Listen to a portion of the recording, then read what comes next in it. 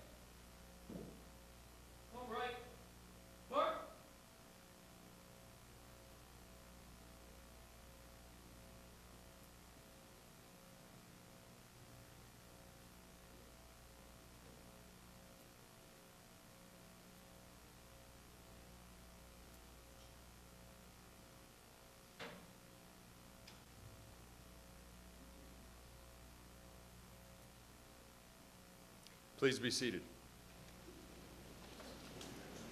Ladies and gentlemen, it is my pleasure to introduce to you Easton Ellenberg, a freshman piano performance major studying under Dr. Hedy Solanki Rupert. Easton has participated in many prestigious music competitions and has been presented numerous awards and scholarships in these events. In addition to piano studies, Easton participated in the Pensacola Squadron of the Civil Air Patrol, serving as cadet commander from 2011 to 2012. Easton will now perform March Wind by Edward McDowell and American Prelude by Alberto Gisantra.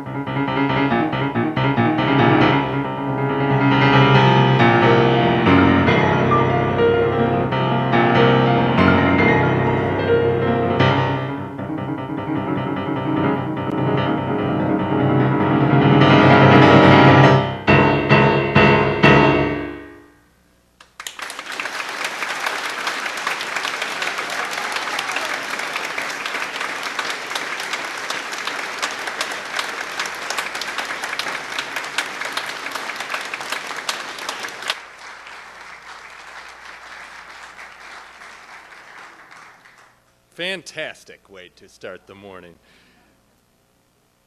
And to present to you the 2014 State of the University Address, it is my distinct pleasure to present to you the President of the University of West Florida, Dr. Judy Bense.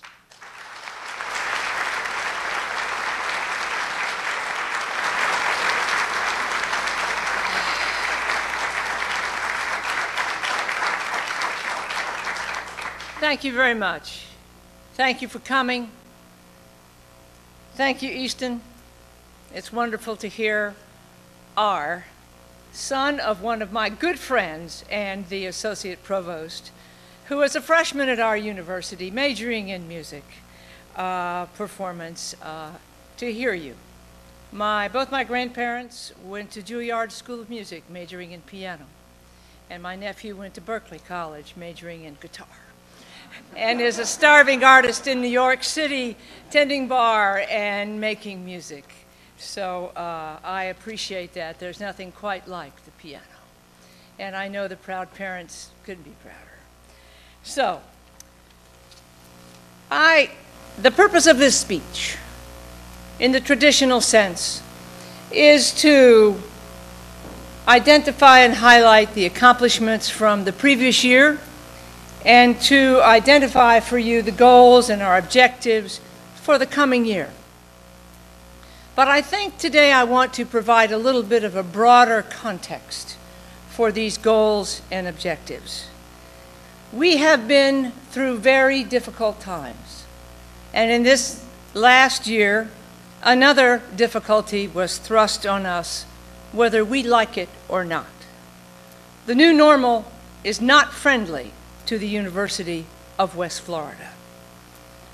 So the successes of the faculty and the staff and the students that you are about to see have been done despite these oppressive times for UWF and Northwest Florida. It is not new that we have difficult times, but it is not to be forgotten as you listen to them. And the people who are at the helm that make the hard decisions and back us up are our Board of Trustees, of which we have 4 here today. And I'd like them to stand up, which they don't want to do, but stand up and be recognized. First, our Chairman, Louis Baer.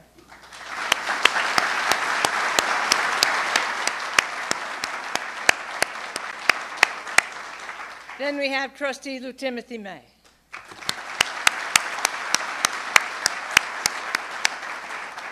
And the trustee that needs an office on campus, he's here so much, Jay Patel.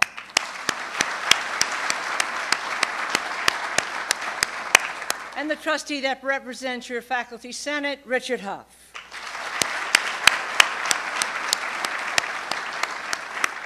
Thank you for coming and being with us today.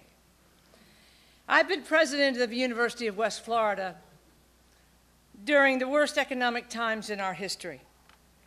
Started out in July of 2008. First it was the recession, and now it's performance-based funding, which has a punitive element to it financially. We have lost 30% of our state appropriation on which we base our salaries because it is recurring, or at least it used to be. We now have annual threats to our base funding. I have had to make, and all of our staff have had to make serious and difficult choices during these past 6 years. The first cut was made by my predecessor, President Kavanaugh. He cut across the board. I didn't do that. When I came on board, I said, I'm not going to do that. I'm going to make strategic cuts. I eliminated vacant faculty and staff lines. There were no people in them. There were a lot of them, but we had a lot of money we had to cut. We outsourced only one thing, which are our groundskeepers. We let them go, and we outsourced it, and we save over $100,000 a year because of that. I did not lay off any faculty or staff. I did not cut programs.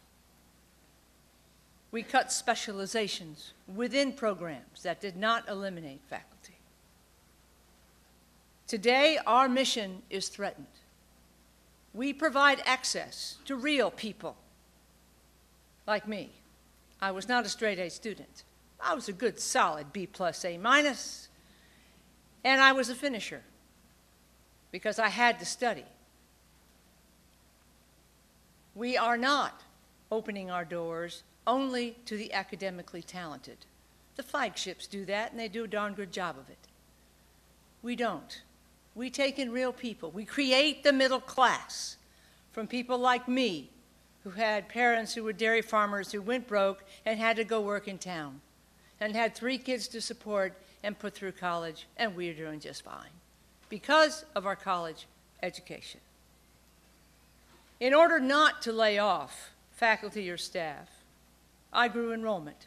I made a conscious choice because we needed the money.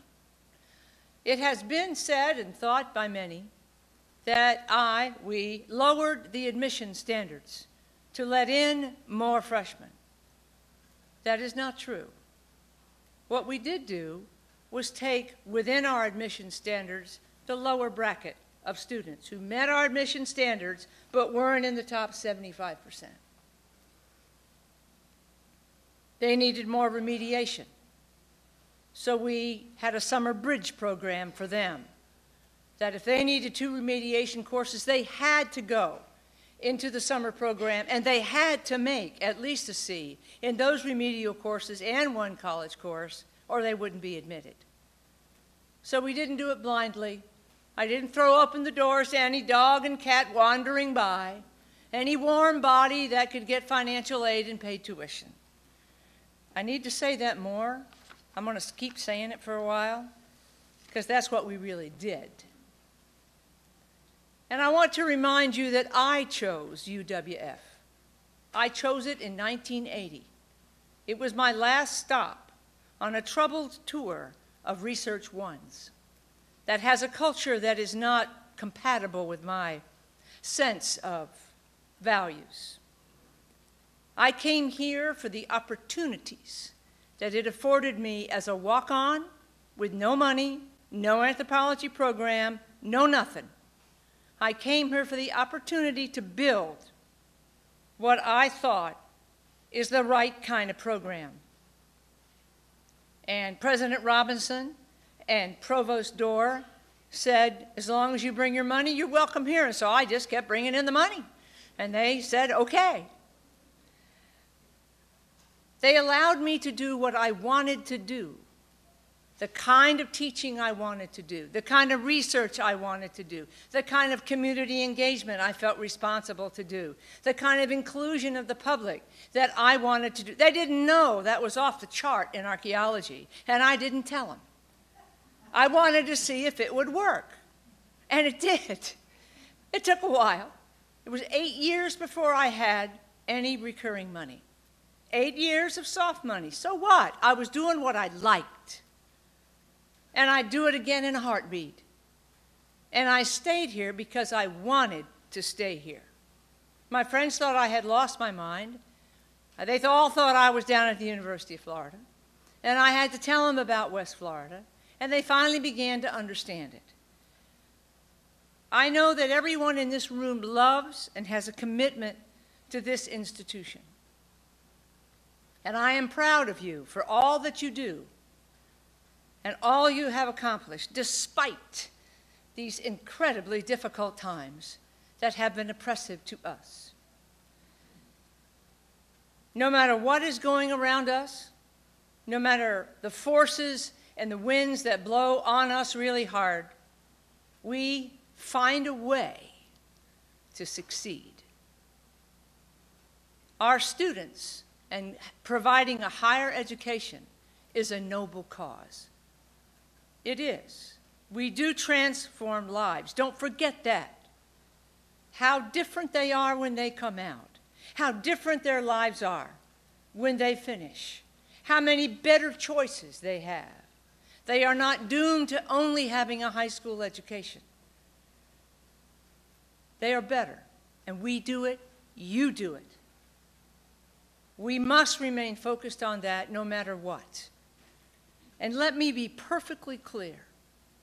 I am keenly aware that there are different points of view.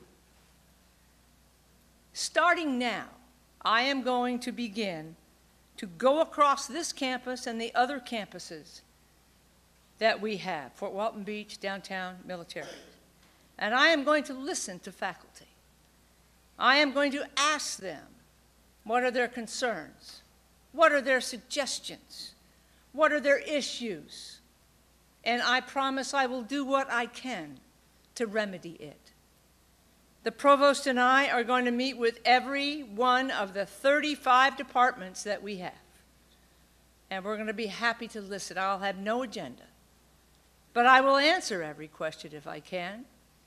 And I will remedy their concerns to the best of my ability, and so will Provost Saunders.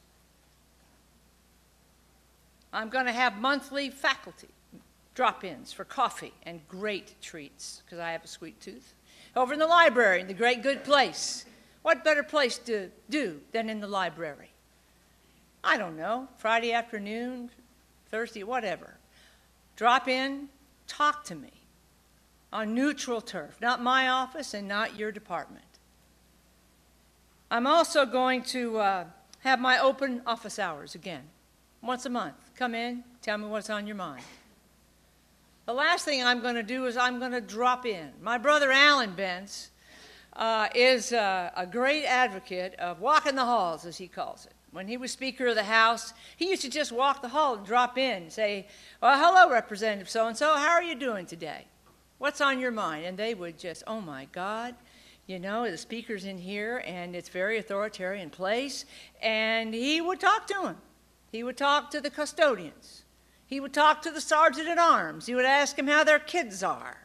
I think that's good advice. And I'm going to start dropping in, so don't be nervous. I do not have an agenda. I'm not here to tell you something bad that I didn't want to put in writing. Okay? All right. I'm not going to have an agenda. I want to hear you, and so does the provost. Now, that's the broader context of today. Now, let's go to our successes. We have, as a university, created plans. The strategic plan, the academic master plan, and the campus master plan. You'll hear more about these as we move through these topics. Another thing that we have done, is we've had university recognitions. Forbes, this is our third year for being one of America's top colleges. That's what the F is for. The Princeton Review, right. This is an academic institution, and F is a bad grade. It also means the University of Florida, but here it means Forbes. Rankings. Sorry, anyway, I should have put Forbes. Now, on the Princeton Review, this is our 11th straight year as a best Southeastern college. Remember the times. Remember the context. We've been named a top military-friendly school by GI Jobs since 2008. The Chronicle of Higher Education, Great Colleges to Work For, it's our 4th year. Great colleges to work for during the worst possible times. We found a way to make it work, and they know it. A first is Best for Vets. That's best by the Military Times, and it goes to all the servicemen and their families. These are not easy. You can't apply for them. You just have to be picked by them. So when someone asks you about UWF and how does it stand in the country, this is one of the ways that it is measured. Now, let's talk about some programs. First of all, programs some are ranked. Not all have a ranking. Anthropology, my field, does not have a ranking. I wish it did, but it doesn't. But engineering does. And engineering is ranked number 5, top online engineering colleges. Public health, same thing. Legal studies, number 24 as the best bachelor's in legal studies program in the country. That is not easy in these times. Graduate school, listed as best education graduate school for 13-14. Remember what we had to do in 13-14 just to survive. We didn't survive, we thrived. And that's what I like about you the best, is that you do find a way. I remember mowing my grass, crying my eyes out, thinking, I gotta find another way to make it work. And I did. And you did. And that's what we share at this institution. And don't forget it, because it's easy to forget.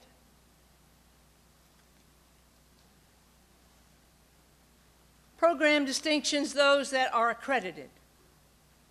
Of the programs that we have that can be accredited, that have accredited accreditation process, 73% are accredited, and 13% are on the way. That's 86%. You know what accreditation means? It means money. We put our money to that for quality programs. It means student-faculty ratios. It means all kinds of things that you have to do to get accredited. And you also have to keep it up, because they come back and look at you again and say, are you still doing it? Did you do what you said you were going to do, or did you not? I think that's very impressive. Clinical lab sciences, nursing, MSN was just accredited, and that was really tough. Nursing, it's only life and death. Who really takes care of you when you are sick? I know you say you're doctor, but it's the nurses. And my brother came close to death this time last year with Guillain-Barré, and who did we talk to? Who was in there with him? Who was holding his hand? Who was monitoring him? It was his nurses. And we've got a terrific nursing program. Now, let's talk about our students. Up on the top left there is the public relations. Public relations is, you know, kind of like everywhere. It's kind of like very important. It is what people know about you. It's what is talked about you. It's what is put out there when you're not in the room and when you don't have any say-so. Our students won the Golden Image Award. 10 of them did. And they won the Grand All Golden Image Award from the Florida Public Relations Association for their rebranding of the burned down and rebuilt Imogene Theater in Milton.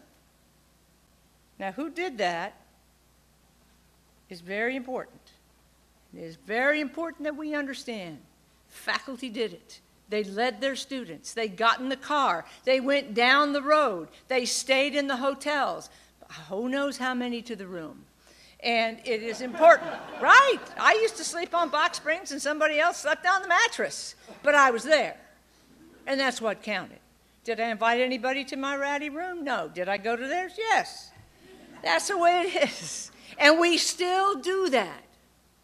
We still are doing that, and we're bringing them down the road, and we're showing them and training them to be what? Competitive, and how to win. Winning is everything in our culture, in every field.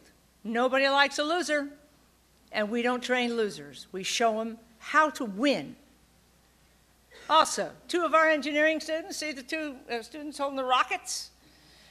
They were second out of 20 the first time we even entered the competition in the NASA Hybrid Rocket Competition.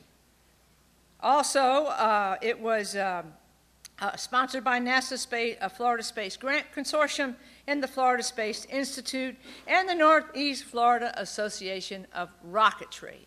I just think that's really cool, shooting those rockets off.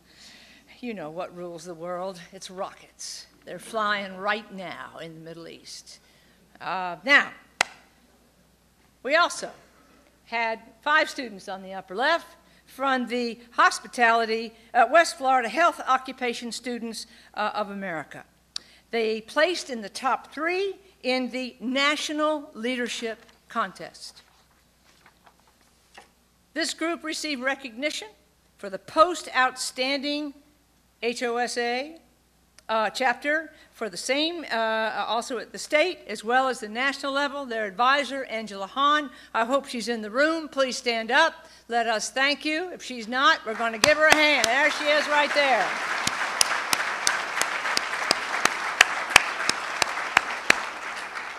It's faculty like Angela that keep us, the administration, smiling, no matter what. That our trustees know are out there doing their thing as best as they can because they had the same opportunity I had. Go for it. That's what they told me. They don't tell you that at Research Ones. They tell you what to do, and you better do it. Here they say go for it, and the it is what you want to do. That's an incredible freedom that the faculty have here at this institution and always will. Now, the logistics team also continues to be a winner. This year they were 4th out of 16 teams across the country, and they have been 4th out of 6 for the last 4 or 6 for the past 7 years. They compete in something called the logistics case competition, also known as Operation Stimulus. And Scott Keller, are you in the house? If you are, stand up. If not, we'll give you a hand anyway. It's incredible.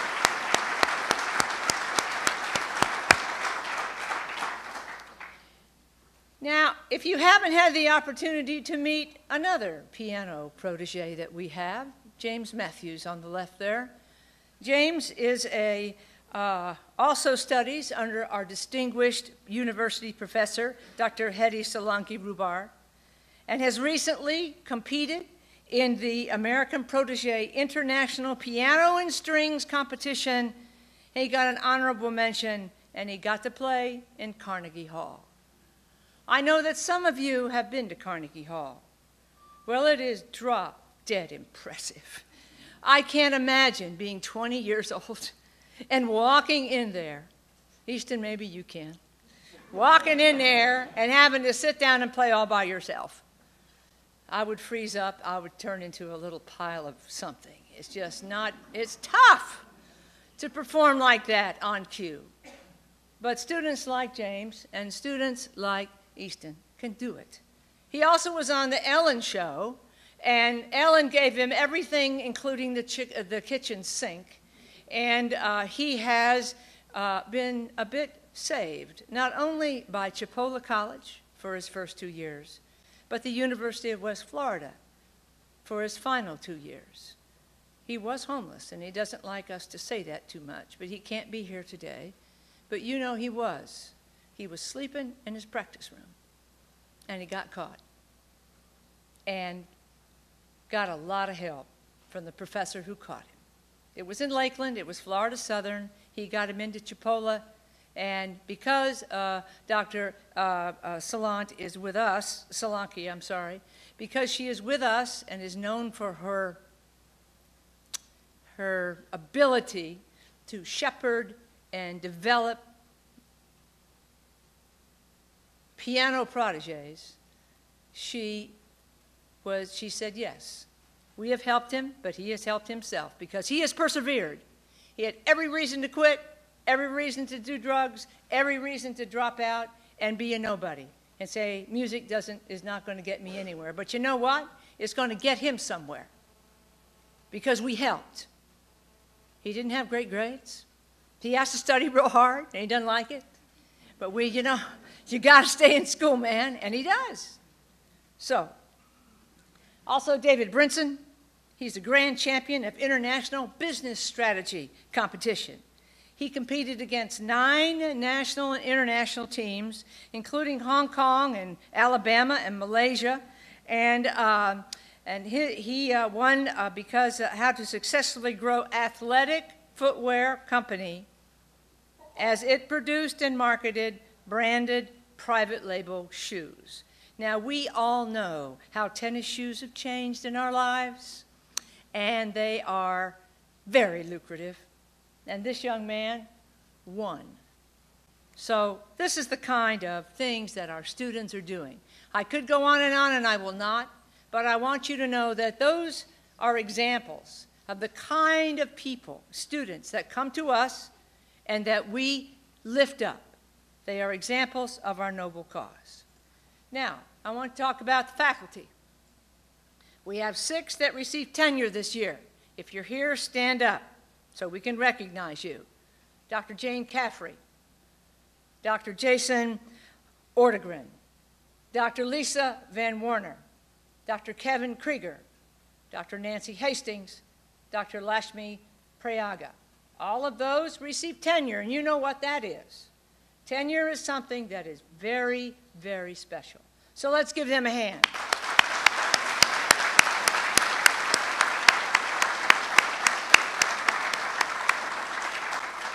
Now, promotions. Dr. Robin Blind, Dr. Iman El-Sheikh, Dr. Jocelyn Evans, Dr. Barbara Larson, Dr. Michelle Williams, Dr. Ishmael Mohebi, Dr. Diane Scott, Dr. John Todorovich, and Ms. Melissa Gonzalez. They were promoted, and they are deserving of our appreciation.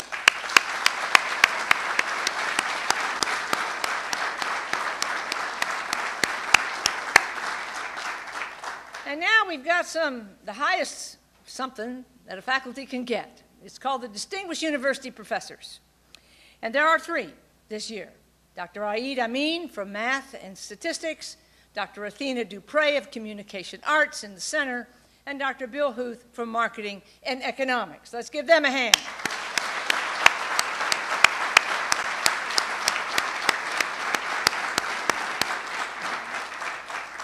To even qualify for this, you have to be a full professor, and many people never even get there, but they did. They also have to excel in teaching, scholarship, and creative projects, service, and contributions to UWF and UWF faculty colleagues. It's a 3-year period for the award, beginning in the fall semester, and also, but for the rest of their careers, they hold that title of Distinguished University Professor at UWF. Now let's talk about contracts and grants. As you know, our main mission is teaching. It is community service. Research is something that we do that we do anyway. You hardly can keep a faculty member from doing research. It's how we got our PhD. It's why we were interested in the field to begin with. It's usually why we're here, because we like to generate new knowledge. And at the end of the day, that is what faculty do. We create new information from old. Pardon my lapse into anthropology, but we have the same brain as Neanderthal did, okay? It's no bigger, no bigger. The only difference is information.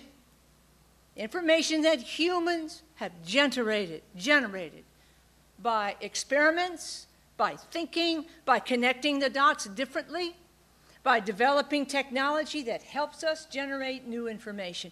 And this is how you do it. You get funding for research. Steve Cass, his topic, research grant, was for something very interesting: how to develop models of student achievement for hard-to-measure course content areas: physical education, art, and music in K through 12.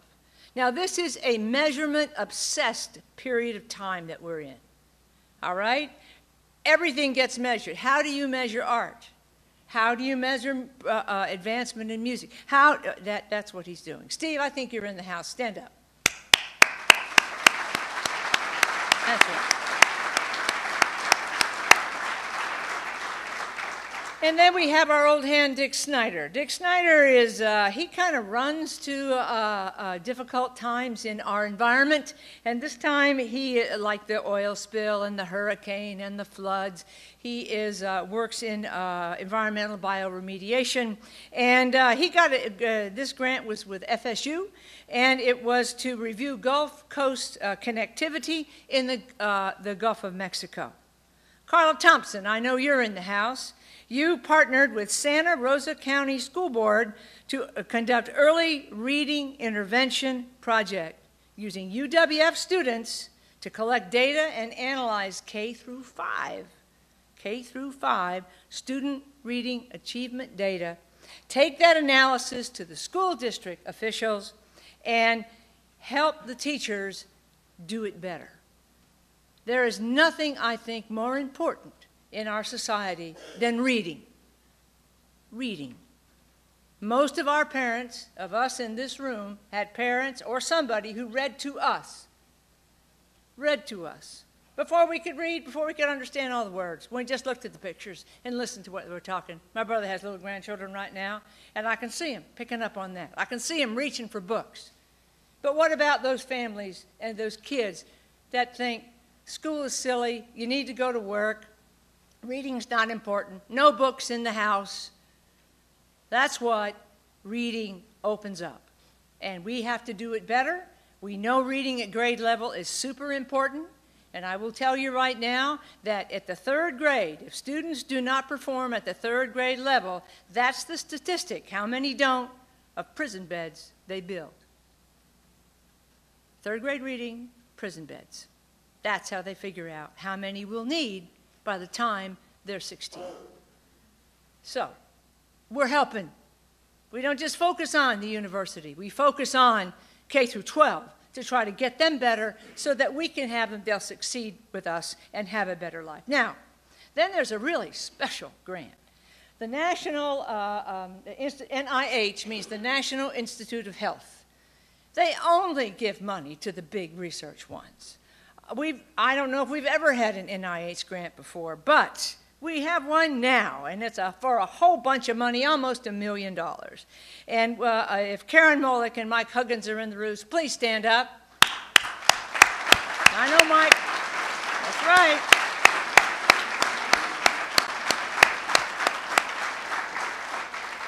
right. As many of you know, Mike is an alum. He's from Bonifay, which is close to where I grew up. And he's worked his way up, and now he's the new dean of the new college of Science, Engineering, and Health. But let me tell you what this grant is for. That's even more UWF. This grant is to expand a model program, which we participated in, and to increase the number of underrepresented students in a biomedical-related graduate program. That graduate program aims to increase retention, academic performance, degree attainment, and graduate school matriculation among underrepresented STEM minority students at UWF. You don't get better than that. That's lifting them up to the top. An MD, a PhD in medicine for minority, I would say that that's a ticket to success. And that's what that grant does. And Mike, I want to thank you and your colleague for bringing that to UWF. Thank you very much.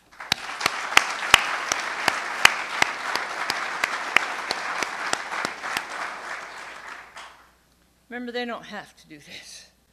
Now, we have Judy's tongue twister. We have Dr. Ramachandran. He got $93,000 for sustaining energy systems for undergraduate students in engineering. Engineering. Is he in the house?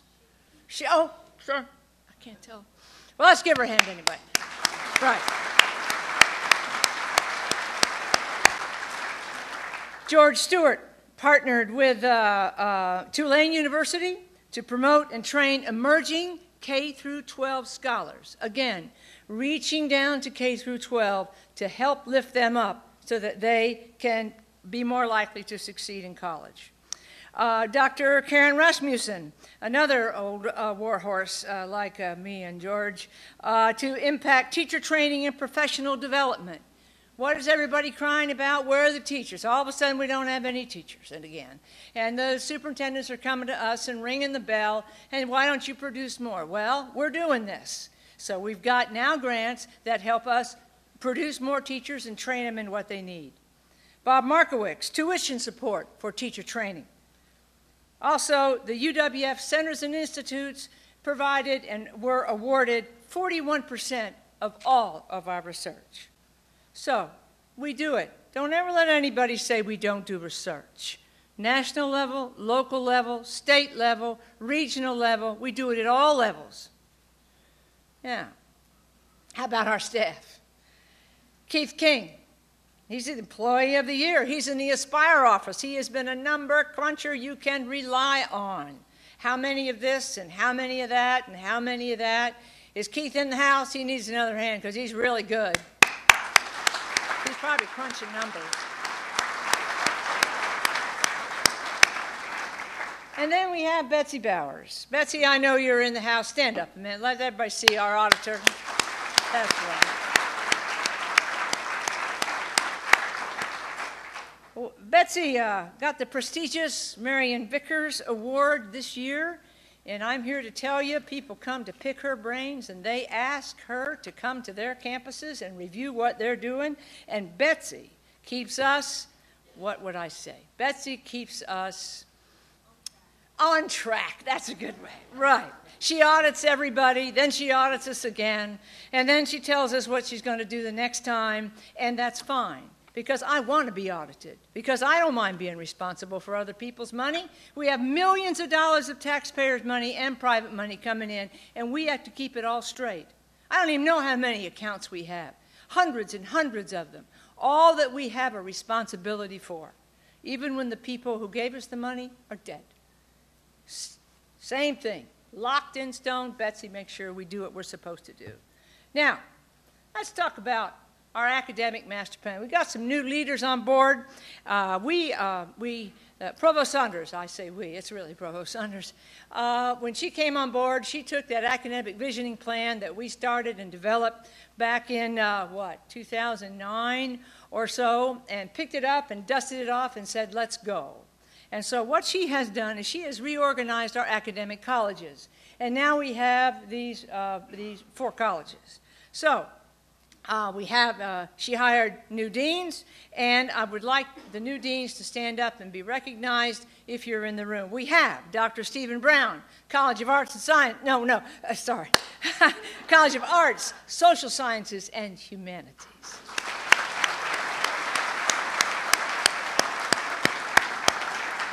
It'll be a while before I quit saying arts and sciences. It was just too big.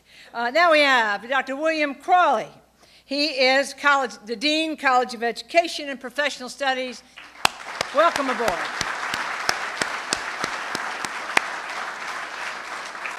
All right, Mike, you got to stand up again. He's the new Dean of Science, Engineering, and Health.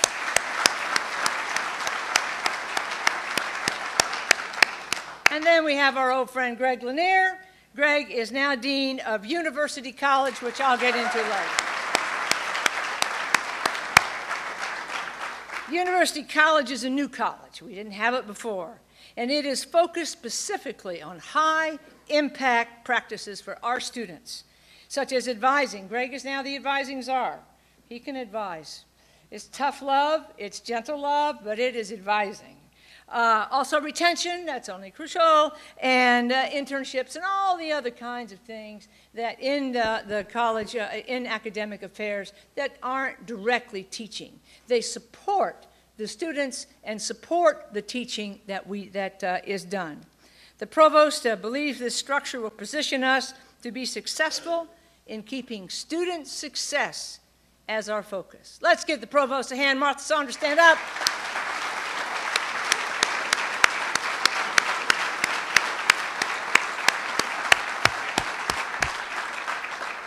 She came here, put her hands on the steering wheel, and she has not looked back. And we are so thankful for it, Martha. We do appreciate it. Now, Let's talk about some university initiatives that were accomplished this year. First of all, the Bog Metric Improvement Plan. We put it on a little this isn't 3x5, it's whatever, a flyer size. And we are handing it out to anybody who will take one. And this is our improvement plan. I'll get into it a little bit later, but it is what we must do to get our money back this year. Another thing, the Strategic Enrollment Plan by Geoffrey Gaiman. Geoffrey, stand up. Right. Right. Strategic Enrollment Plan. We have never had one. We have got one. And it is not like the old thing we used to do. Geoffrey knows how to do it, and she's making us better. And we're better off because of it. Now, she's pulled her last hair out half the time, but it is not easy to make change. And there are differing points of view. Remember that. In this context that we are living in, where everyone wants us to become a home of only the academic talented. We have to be careful who we bring in now. They are very important to our bottom line. And that's what's going on. Now, Strategic Retention Plan. Is Patrice Moore in the house? Well, yes.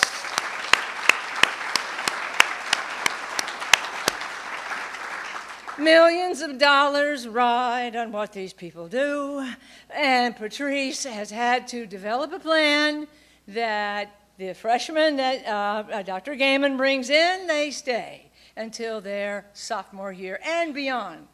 If they can stay to their sophomore year, they're usually going to finish. She's got one. It's well thought out. And then we have a diversity and inclusion plan. And Dr. LaDuff, would you stand up and let us thank you for it?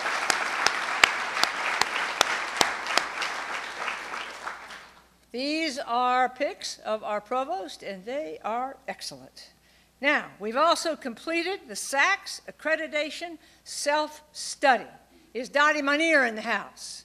She might be, she is. Dottie, thank you. We are on track, on course for reaffirmation, and I'll do some details on that in a little while. We also developed our focus on something called the QEP. For SACS reaffirmation, you have to have one. You got to have something new that's important, that you spend your money on, and you develop that your university needs. What they picked, meaning academic affairs and Dr. Manier, have picked professional readiness, and in particular, communication. You know how important it is to communicate. It is only essential. If you can't talk, if you can't write, if you can't express yourself, you are dead in the water before you even start. You won't even get the job. You probably won't even get the interview. But if you can speak, if you can talk to somebody, if you can tell them what's on your mind and make points and go back and forth, written as well as verbal, as well as nonverbal communication, which I do too much of, then you're going to be all right. You got a chance. And that's all we ask of anything in life is a chance. Also, I want to recognize Matt Swartz. Matt, are you in the house? Anyway, he's in charge of the QEP.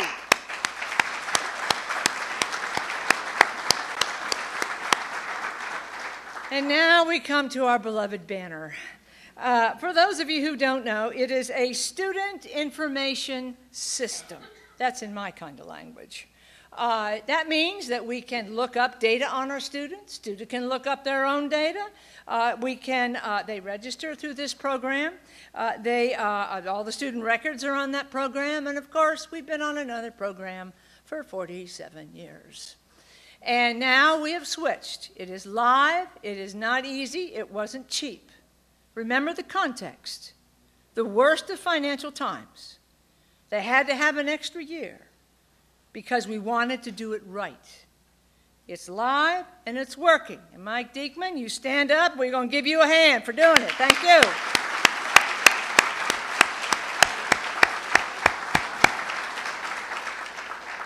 So now, let's talk about what we've been able to do this past year for our faculty and staff. First of all, We were able to spend over $165,000 in faculty promotions. We don't get any money for that. It comes out of our hide.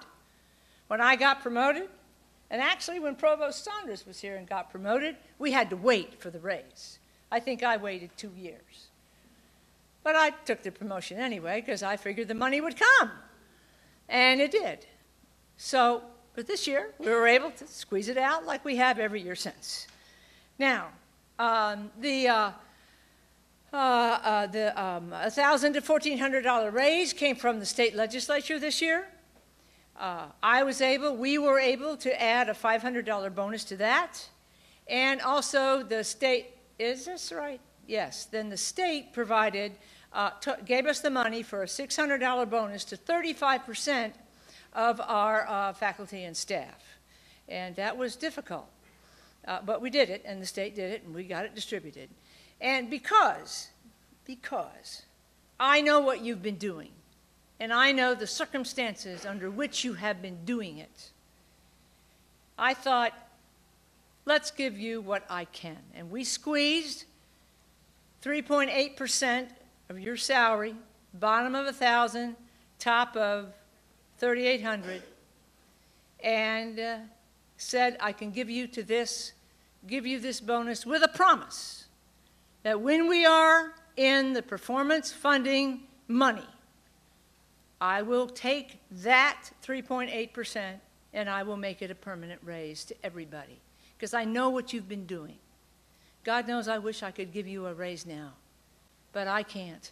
This is what I can do. So it has been distributed. It is under discussion with the faculty union, but we're in discussions. Also, the Affordable Health Care Act, we have been able to offer that to our employees. Now, let's talk about the legislature. Janice Gilley, you in the room?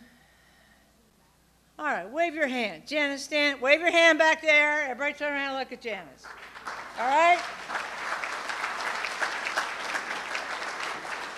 Janice Gilley is the best government affairs lobbyist that exists for any state university, I want to say in the country, but I know in this state.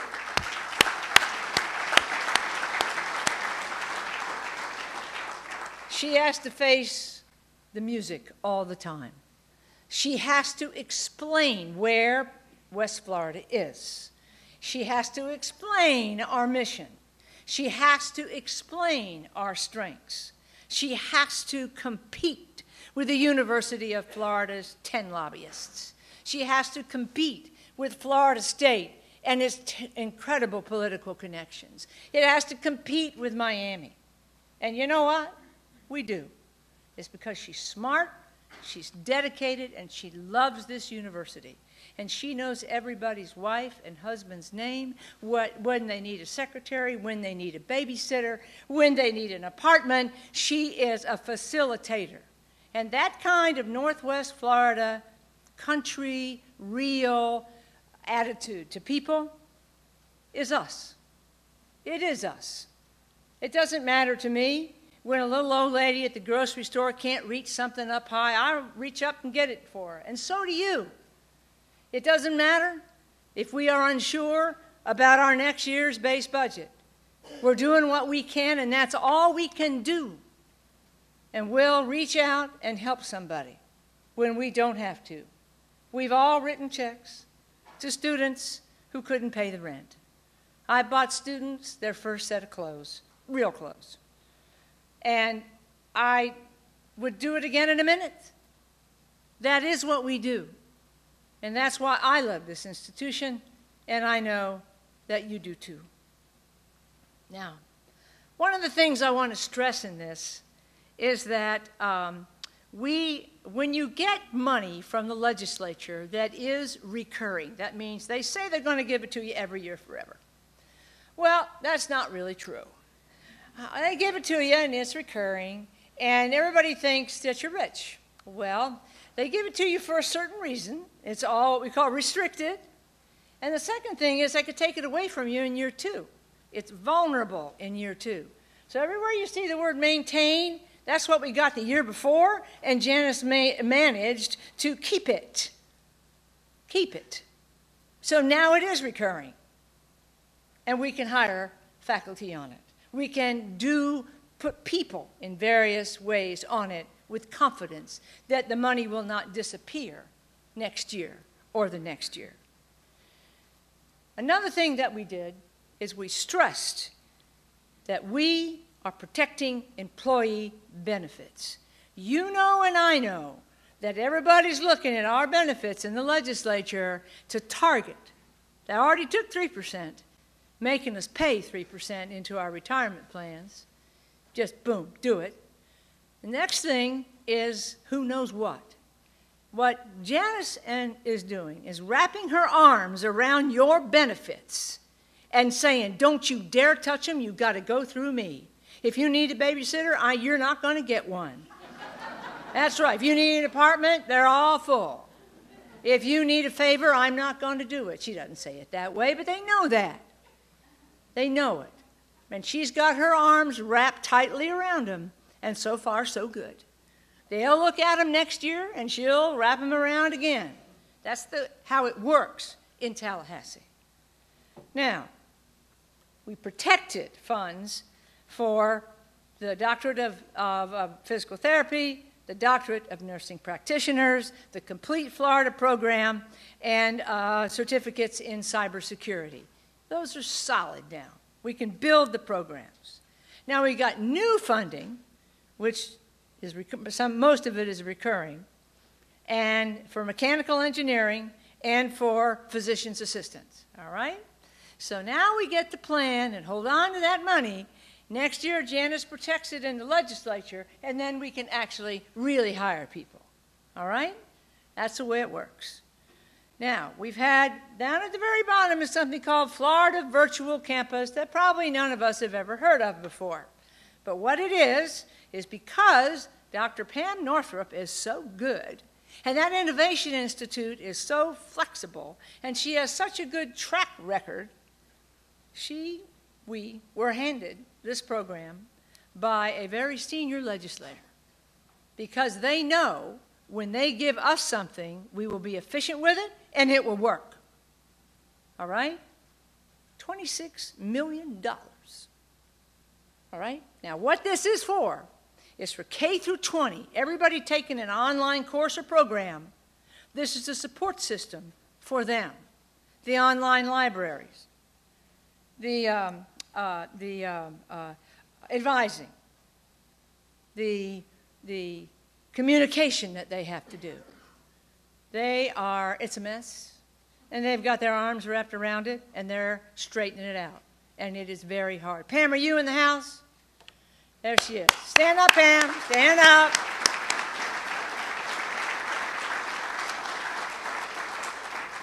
And Pam is a lot like me. She could go anywhere she wants, but you know what? She loves this place. And she loves it because we turn her loose. We turn her loose and say, go get them, girl. Tell me what you need. The provost created a whole institute that wraps around Pam Northrup's attitude to bring it on. It's not too big. We'll figure it out, and we'll be efficient. And that pays off.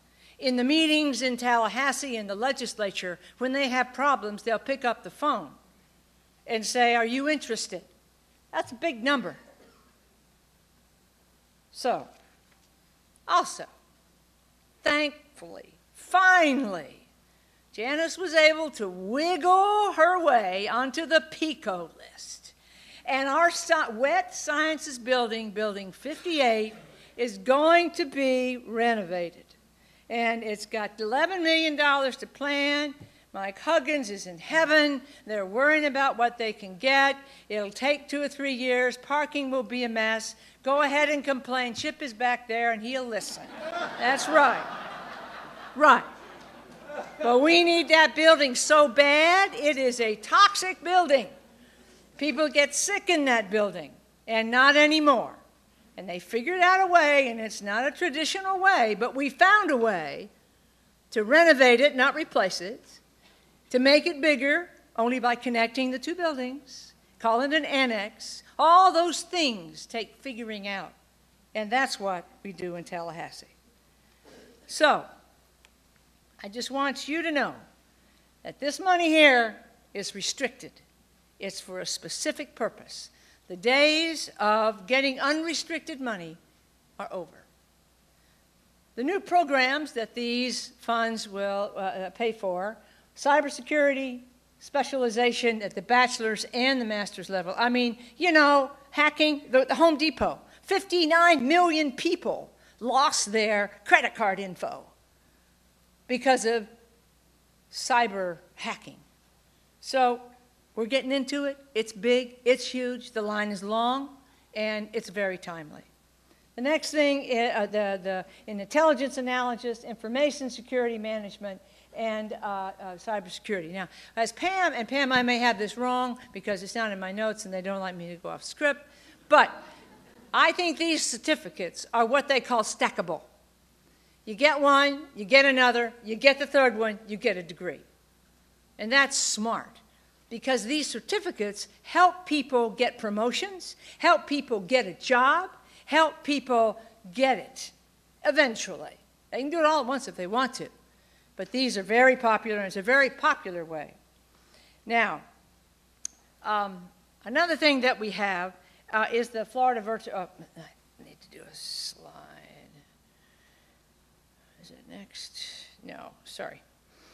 I want to say one more thing about Florida Virtual Campus.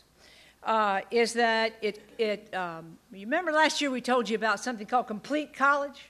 There are 2.2 million people in Florida with some college and no degree. Well, that's going fine.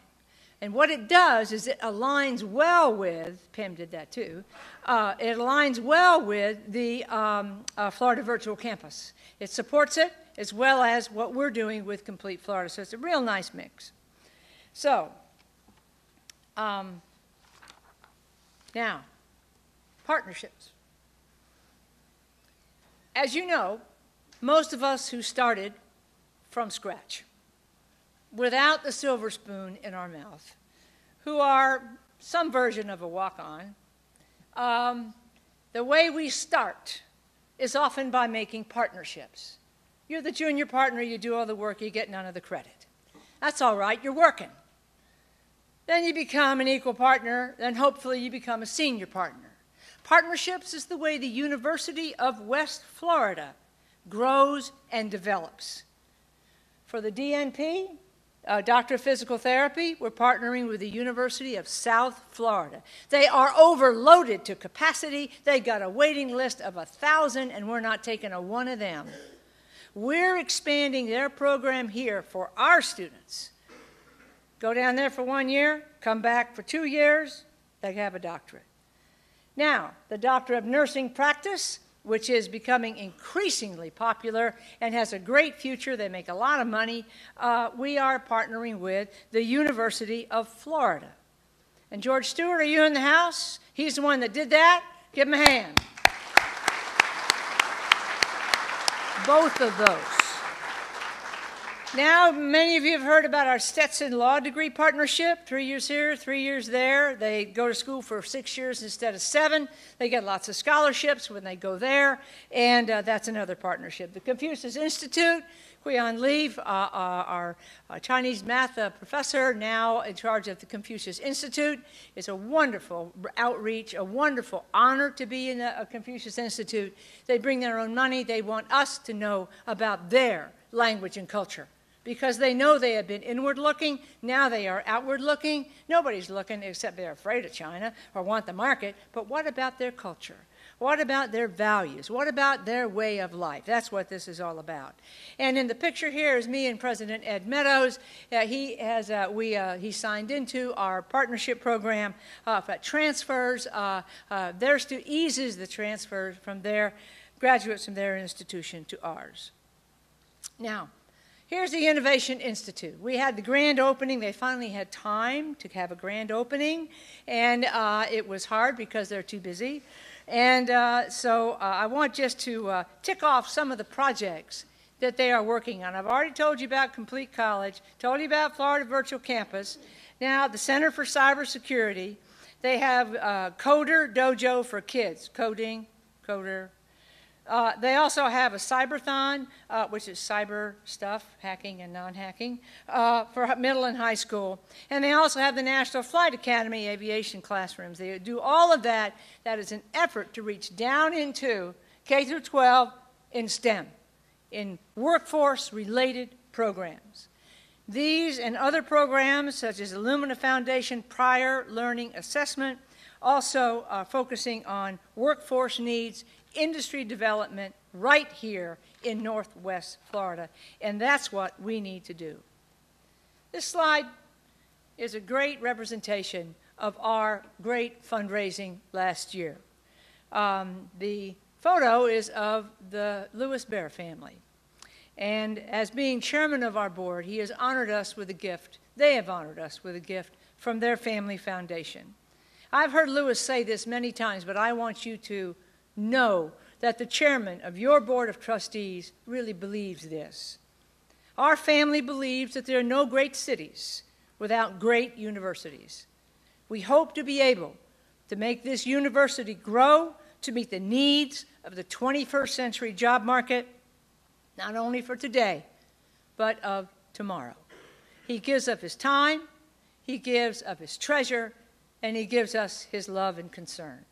That's a wonderful gift. Thank you so much.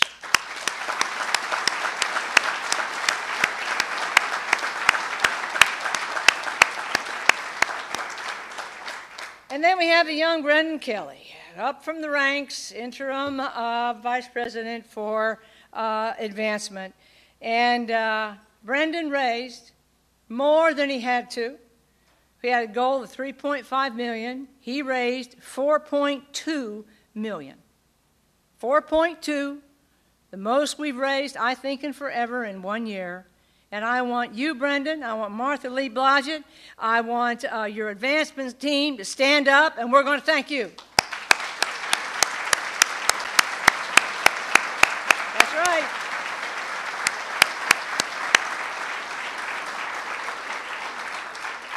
Folks, this is real money. This is real money. This has never happened to us like this.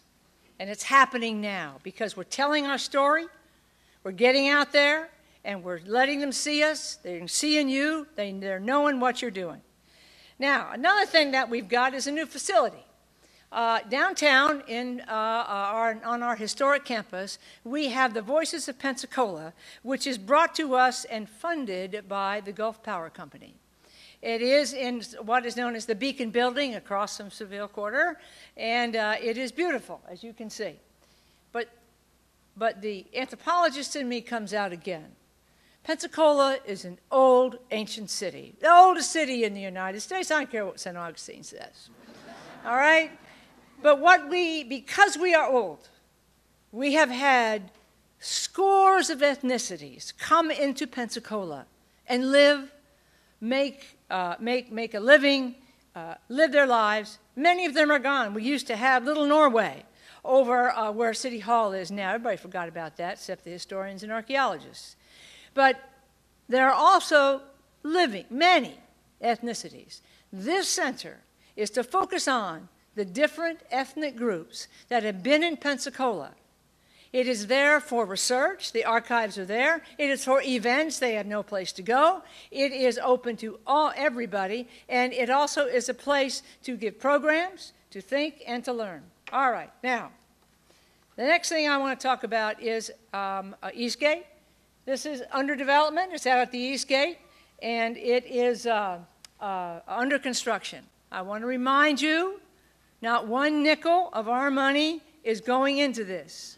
We are getting paid for the land, and a percentage of their business comes to UWF to do whatever we want to. It comes through Business Enterprises, Inc., and it comes to the University of West Florida. It will be open in the spring, or late spring or summer. Now, athletics. We have the men's national tennis national championship, and the coach is in the room. Coach, stand up. There you are. Right. Coach Racine. I was there, and it was brutal, and they won.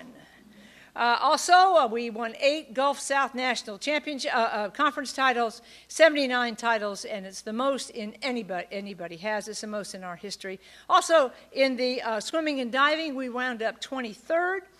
There's a picture I have of the men's tennis team, the winning men's tennis team, and Dr. Bailey and I acting kind of happy. Then this is the women's swimming and diving team. First year out of the box. They're 23rd in the country at the end of the season. I mean, you don't get better than that. So we are contenders on the athletic field, too. Now let's talk a little bit about football. Football, we've had Coach Shennick, stand up. There you go. Right. The coach came to us, and we had nothing. And we still don't have much. But we are getting there. He held a camp, a football camp, for high school juniors and seniors. He had 50 RSVPs, and he was worried. That's not enough, Judy. That's just not enough. Even if we get 100, that's not enough. 230 plus showed up. It was huge. It was big. They came from all over the country, and it was an absolute success. He had coaches from high schools as well as a Super Bowl champ, Fred Robbins, who is from Pensacola. And on the right is the Maritime Park. It is not ours, it is theirs. We're going to play there for a while. We finally finalized the contract, and we are so happy. Now, I know that there are concerns about how we're paying for football. I know there are. And I want to tell you, and I will show you if you want to be shown, that football is being paid for through student fees. Got it? A student committee that is half students, half faculty, staff, met and decided every year what they want to do with their athletic fee money that they have to pay, X number of dollars for a semester hour, and they get to decide. Okay, so they decided they wanted football, and we found out even Janice couldn't get money for football in Tallahassee, so we gave up knocking on that door. Nobody's going to help us. So the students said, all right, we're going to put our money aside for football, put our money aside for football. Pretty soon we'll be able to hire a coach. Then we'll be able to hire assistant coaches. Then we'll be able to, they got a plan. They had like 19,000 plans, and they finally found one that would work. Couldn't have a stadium. It's okay, we'll play downtown for a while. This is the way we get it done. We find a way. And all the performers and all the plans are not going to work. They're going to be different. You're going to have to go with how it flows.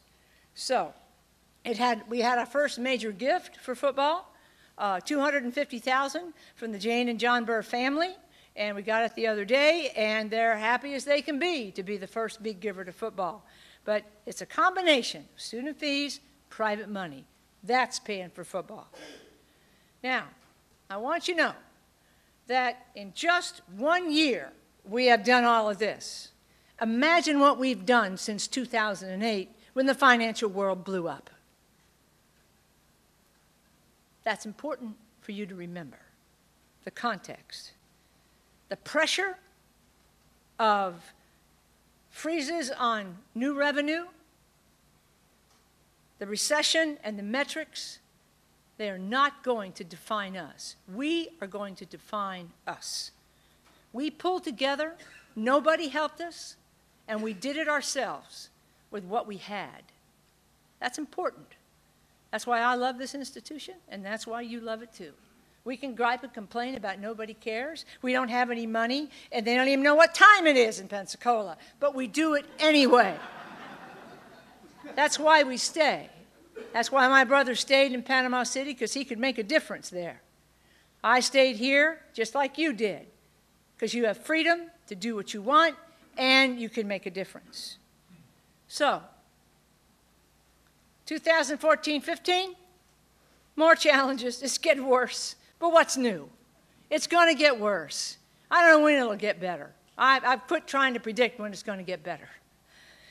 We've got to, now they're restricting what we can bond. No more bonding, thank you very much. A bond is like a big loan at low interest. Can't do that anymore without the permission from everyone in the world. In Tallahassee, we're not going to get it. Can't bond it, so that means we can't build it. Okay. Also, Public-private partnerships. Everybody says that's the way you got to go. What are they doing? They're strangling them. They're making them harder to get. Another thing, they're putting more and more of our base funding at risk in the performance funding metrics model. Okay, those are the challenges. That's how we're going to deal with next year. So, we will find ways to succeed. No one said it was easy, and by gosh, it's not. Let's look at our new class. We've got 12,800 plus students. We've got 1,400 plus first time in college, 24.3% diverse, 37% from outside the region of our freshmen. 57% of those are living on campus. And our residence halls are 92% full. Not bad, not bad. Argo Arrival used to be called Welcome Week.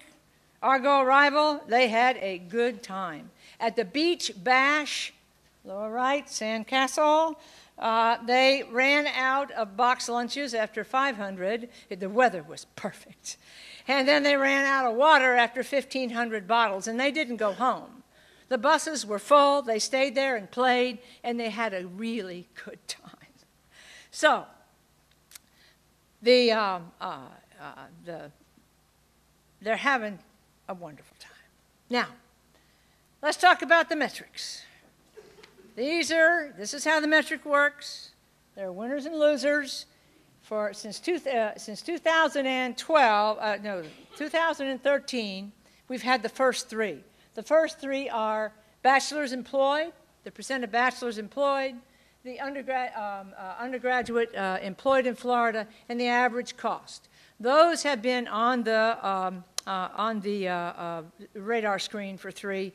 They put $20 million new dollars in that pot, and we got some. In 2013, same year, the Board of Governors began to discuss adding more metrics. And they talked with the provost, and they had problems. They talked with the provost, and then the Board of Governors decided what they would be. And what they're going to be, no, what they are, in January of last year, they told us what they would be. Those metrics are for every state university in the state of Florida, as you well know. Cost of undergraduate degree, 6-year graduation rate, retention rate, academic progress, bachelor's degrees awarded in STEM, and graduate degrees awarded in STEM, access rate, what's your Pell Grant ratio, and then there were graduate degrees in areas of strategic emphasis and so on. The BOG picked one, we picked one, and this is where we were on the bottom. There is a punitive aspect to the system. And if you are below 26 points, you get your base money held up. We lost $3.8 million. It's still in the Treasury in Tallahassee. Actually, it's in the Board of Governors. And we, although they did say you can have an improvement plan. And if you get your money back, you have an improvement plan. That's what this is all about.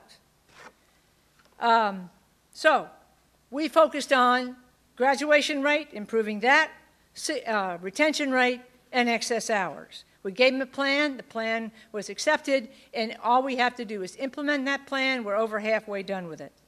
The BOG is holding a metrics workshop next month. We will be there, hoping to tweak some of those metrics so that they are a little bit more friendly to regional comprehensive institutions, of which they have 4. We also made what we have to do, we realized, is we have to tell our story to the Board of Governors. They have to know who we are. We need to get them familiar with us. We have an engagement plan. The trustees have one. We have one. When the Board of Governors came to town last week, a trustee and a student was paired up with a governor. They had coffee, they went out to dinner, they did whatever. They got to know them. And that's important, because they don't know us and we don't know them. Most of them had never been to Pensacola and probably never will again until they have to come. But while they're here, and then we go to their territory. The provost and I and the chairman went on a goodwill tour, and we are going to meet all of the Board of Governors on their turf in the high-rise, glass, gleaming buildings of overlooking the yachts of the very rich. And hey, I'm comfortable there. It's an hour-and-a-half plane ride away. So, we've got to tell our story. And one of the things that I want you to know is that we're also having we're focusing and highlighting some of our students. Our students are different, and they are not like the students at the University of Florida or Miami or Tallahassee or anywhere else. They are ours. And so we've selected two last week to tell their story to the Board of Governors. And I've selected two to remind you, in the flesh, real students who are making their lives better with us. The first one is Timothy Jones. 2 years ago, he was a homeless military veteran. After enlisting in the Navy out of high school, he was stationed in Japan. He was honorably discharged after the loss of a fellow sailor and another traumatic experience. He came back to Graceville. Graceville's even smaller than Bonifay. And he later moved to Pensacola, where he found a job and was started to move up. But some unfortunate events happened to him. Life happens. That ultimately caused him to lose his job and lose his home. But today he is a junior at UWF with a bright future. He's pursuing a degree in communication arts. He's actively involved in UWF Men, Empowerment Network, Students, Veterans of America, and the Military and Veterans Resource Center. And he recently received the USA Presidential Award for volunteerism. Timothy, if you would come up and tell a bit of your story to your people.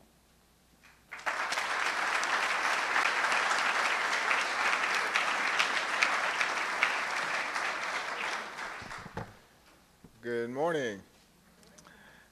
So I'm not supposed to be here right now.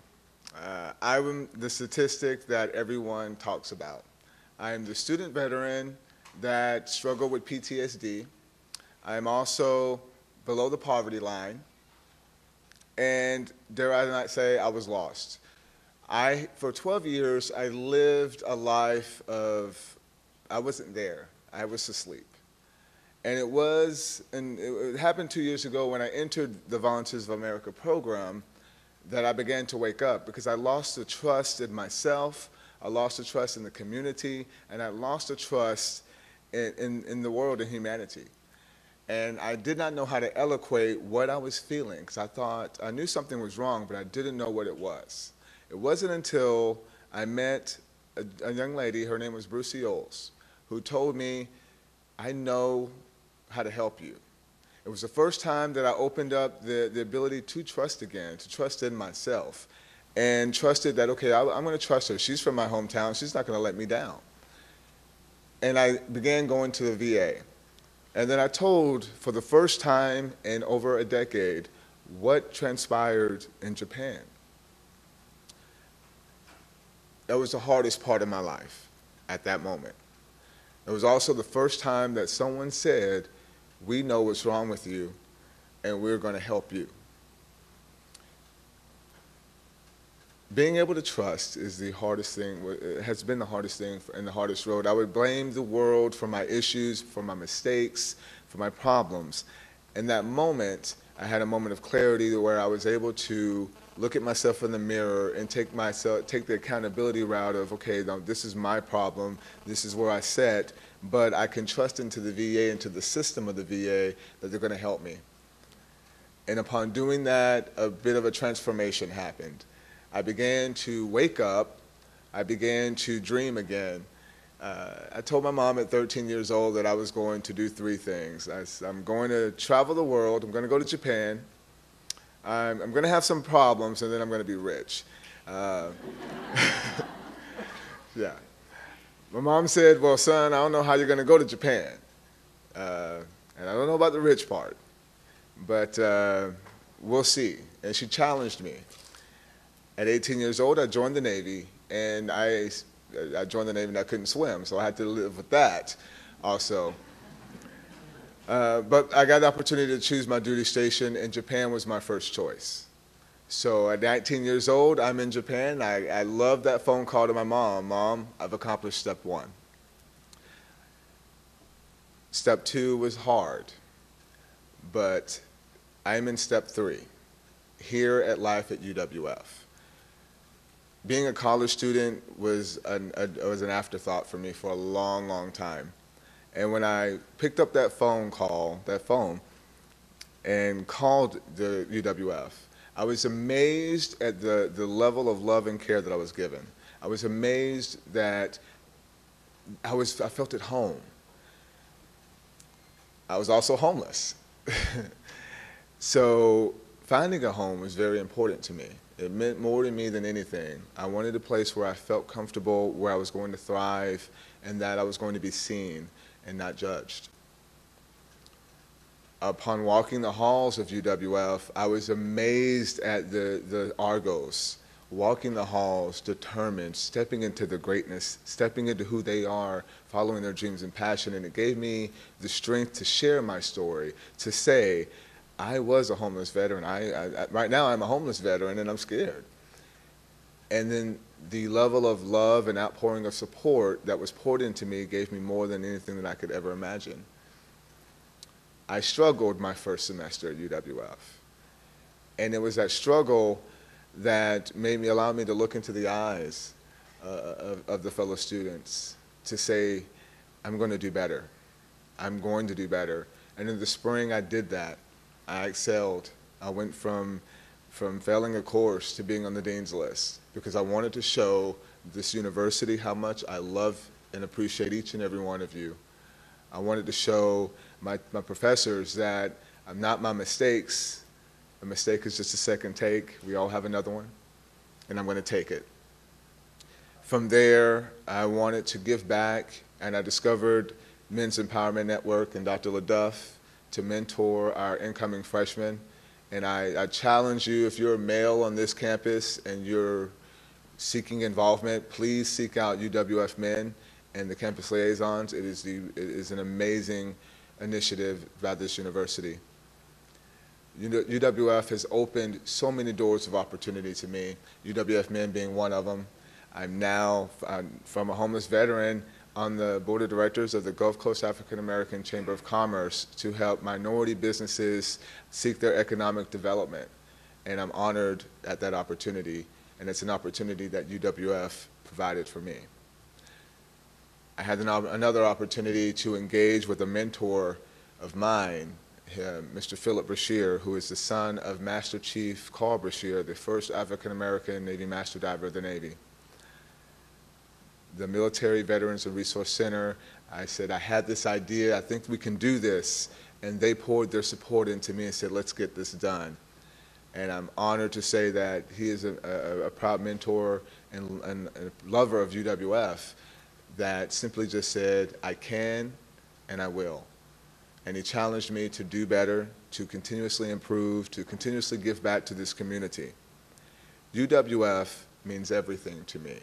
My life is radically different than when it was when I entered. Dr. Monica Beck, I have to give her a shout out because I took her course and for business and professional communications, and I told her I wanted to be an inspirational speaker. I wanted to stand on my story, not stand in it anymore. And she gave me the instruction that just was like, you're going to be amazing. You're going to do this and this and that. Just work on this. And it gave me the confidence that I'm able to stand here before you today. And then I also have to give a shout out to Julie Young. She's a development coordinator, and she was amazing. Her belief in my abilities gave me, she gave me an anchor to anchor my ship here at UWF. Every day she said, Tim, you're amazing, you're going to do great, sharing your story is amazing, you're proud, and I thank those ladies. I actually salute those two ladies because they make UWF. The future of this university, I've been asked, what do I think the future of this university is? And I say it's extremely bright because each and every one of the faculty, each and every one of the students are stepping into their greatness. I love that term because it is so bold for me, and it means a lot. What does it mean to step in your greatness? It means to stand here before each and every one of you, sharing parts of my life that I didn't think I'd be able to even face. And not only do I face them, I overcome them. And that is the motto of UWF. We face our adversity, we overcome our adversity, and we do that as one university, one campus, one family, and one home. And I'm here to tell you that I'm no longer a homeless veteran. I am a veteran with 2 homes. One of those homes is now the University of West Florida, and I thank you.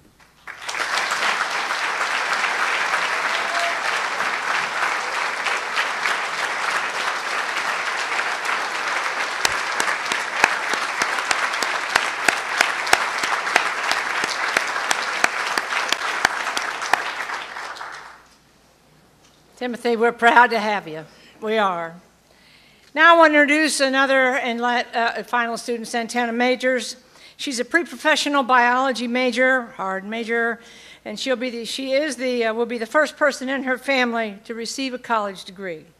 Today, Santana is an asset to UWF's Greek Life as well as biology program. She serves on the Pan-Hellenic Council Executive Board, also a member of the Order of Omega, the Greek Honor Society, and Alpha Epsilon Delta, the Biology Honor Society. Following her graduation, Santana is applying to medical school and to pursue your dream of becoming an anesthesiologist. Santana, come up.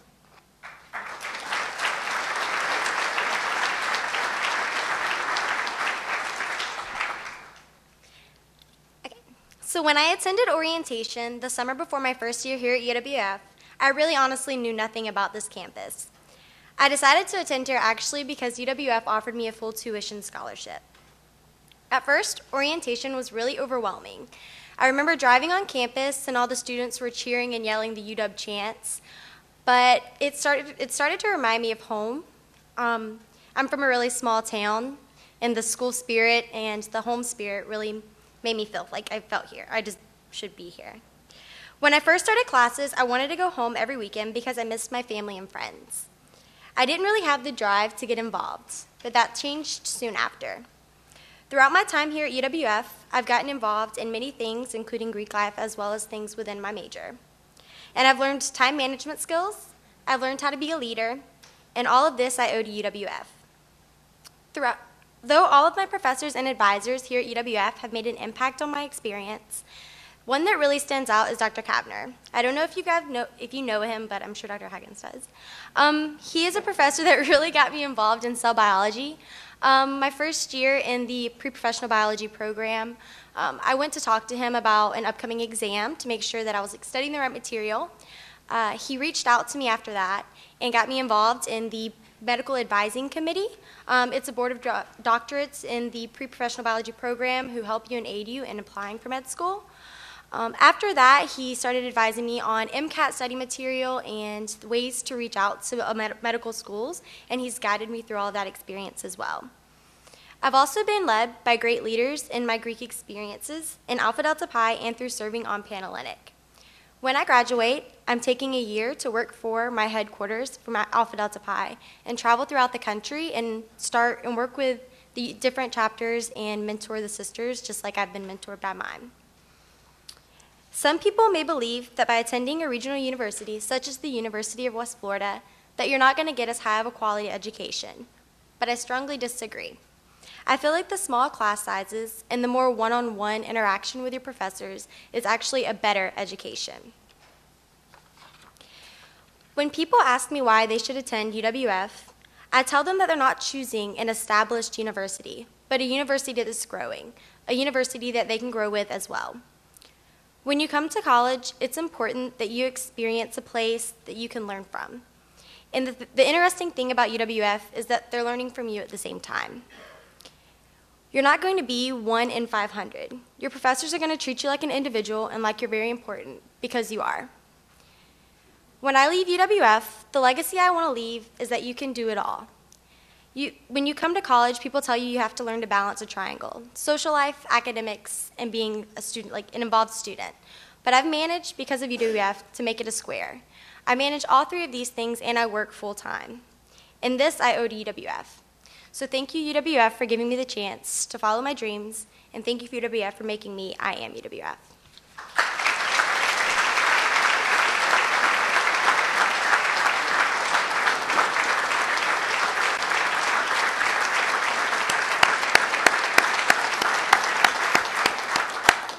I know I'm running long. Everybody's looking at their watch and they're getting hungry, and I'll wrap this up pretty quick, I promise. Thank you, Santana and Timothy. Thank you. I want to talk about the improvement plan and how we're going to get off the bottom. All right, we created a comprehensive, our improvement plan says we would, and we have, a comprehensive centralized unit for student support services. We call it University College. We've done it. We increased the number of full-time faculty members and academic advisors. Provost and her team is hiring 18 new faculty members and is searching for 3 new advisors. And developed new policies on progress to degree and attendance. We're going to get our money back, folks. Don't worry. Now, the next thing is what are we focusing on? To raise our points, not just to get our money back, but to raise our point score. Number 1, retention. If we hope to get 5, we focused on retention, 6-year graduation rate, excess hours. Telling our story doesn't get us points, but it's important, as you just heard. But those 3 metrics, the top 3 bullets, are the ones we've been focusing every waking hour on. And I have some good news. Last year, I think at the Metric Town Hall, when they hit us with that, 6-year graduation rate, 2007 freshmen, first time in college, full-time freshmen. Back in 2007, they entered us. How many have graduated in 6 years? Well, we said, let's find out how many are still enrolled in school. How many have graduated, they're gone. People transferred, they're gone. But how many are left right here? And they're 6-year students, 6-year seniors, or more, or less. So what we did is everyone, faculty members, advisors, financial aid offices, deans, got on the phone and called every one of those 95 students and said, what will it take for you to graduate by the end of the summer of 14? Need a course, been waiting on it forever, is never offered, all right? Got it offered. I need to have a directed study. I need money. Financial aid gave them money. What will it take? And sometimes we got their parents instead of them on the phone, and they said, man, what a nice call. Thanks for caring. And their students graduated. Translation, we have raised our 6-year graduation rate. Notice I put that in the past tense. It is over. We've gone from 42% to 50%. We are going to get 5 points for that. No matter what, we are going to have 26 points, and we will not lose a dime next year. So that's good.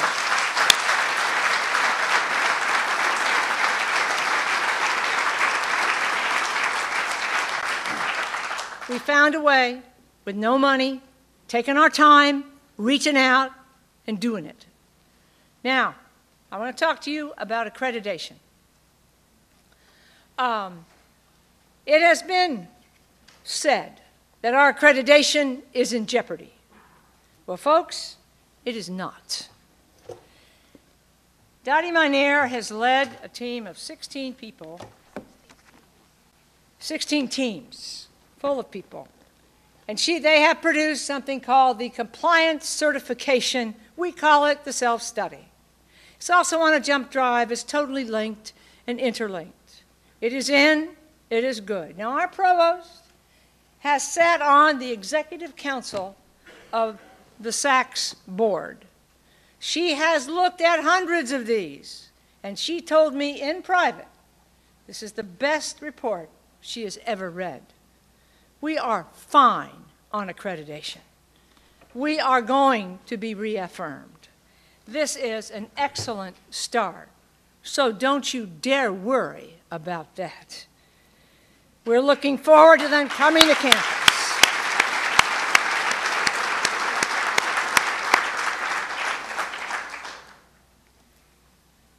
So I want to thank you. Our success is up to us. UWF is getting on people's radar. We have huge challenges with caps on tuition and fees, bonding's getting harder, public-private partnerships are getting harder, our base funding more and more is at risk every year. Rapid changes are difficult. There are different points of view, but we owe it to our students, to our community, and to their families to resolve our differences, to work together and pull forward. I will listen to the faculty, and I will do all that I can. I will tell you, divided, we will fail. United, we will succeed and move forward. It is our responsibility to stop divisiveness and to use the processes that we have to resolve our differences and work together. It has saved us in the past. It will save us in the future. Our students deserve peace. Our students deserve to have a university with a good reputation. We need to resolve our differences, and we will. It is our responsibility as members of this institution and of our communities to make it better, to work together, because we know it works. I know I went long. Thank you very much. Let's go eat some barbecue.